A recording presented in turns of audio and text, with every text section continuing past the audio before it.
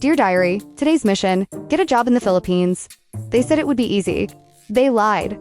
First challenge, online forms. It started simple, but then they asked for my SSS, PhilHealth, BIR, school ID, even my favorite color. My screen just froze, incomplete. I think I need an ID to get an ID to get another ID. Is this real life? So I tried applying in person. The manager didn't even blink. Do you have 2 years of experience? He asked, experience in what? Living, breathing. I've been doing that for a while. My friend told me the secret. You need connections, or a degree, or just ... luck . So my options are to know someone, be a graduate, or bribe a magical unicorn. And then, a breakthrough. I got a job, an online gig. I was so relieved ... until I saw the next step ID verification. Again, so, dear diary, if you're job hunting in the Philippines, you'll need patience, a good sense of humor, and probably a unicorn. I wonder what will happen when I actually start working. Dear diary, it's here. My first paycheck felt like a golden ticket. In my head, I was already building castles in the sky made of new shoes and bubble tea. Button, I opened the paste. It was like a delicious cake. But tiny money goblins named SSS PhilHealth and tax had already eaten most of it. My paycheck turned into a ghost before my very eyes. I called HR, demanding to know about the great heist.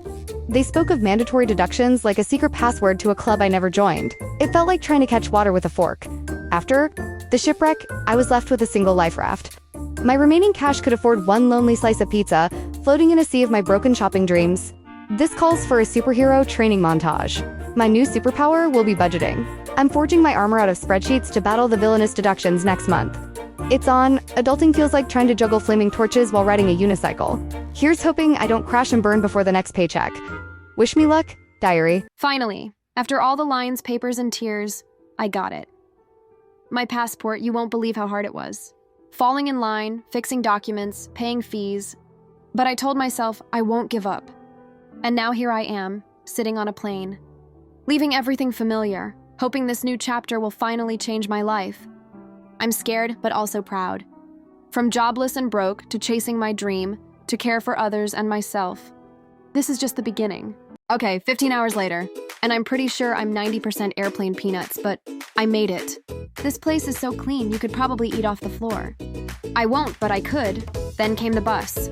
I think the schedule was written in another dimension, and I officially lost a staring contest with the ticket machine. It was mocking me. Finally, the new apartment. It's character building. My roommates seem nice, though one just grunts. Is that friendly? Anyway, I'm scared. My luggage has more miles than my car, but I haven't been sent home yet, so I'm calling day. One a success. Dear diary, first day out in the wild. Woke up feeling like the main character, only to find the real plot twist at the grocery store. The fruit prices are a crime scene. I saw an apple that cost more than my will to live. Just as I was about to start a new life as a breatharian, a light from the heavens, an Asian market. I practically sprinted in. Finally, a language I understand, instant noodles. This place is weird, but my snack stash says I might just survive. Okay, first week on the job. My mission? Learn 100 names, don't spill the tea, and try not to get outsmarted by a wheelchair. Update. The wheelchairs are winning, the names are all blending together, and I've officially made friends with the floor. Dropped another tray of snacks. At least the dog is happy, but just when I think I'm a total disaster, someone gives me a smile that makes my whole day. Turns out, a little kindness makes you forget you just tried to serve soup with a fork. My feet feel like they've run a marathon, and my brain has officially logged off for the day. But my heart feels so full. I survived week 1. Stick around to see if I can go a whole week without dropping anything. Place your bets now. Annie B walked into the staff room and froze. An unbearable smell hung in the air. She quickly realized it was coming from her coworker. Barely able to breathe, she wondered if she should say something or just endure it. A montage of cringy ideas flashed through her mind. Gifting deodorant, writing a dramatic note, or just screaming internally.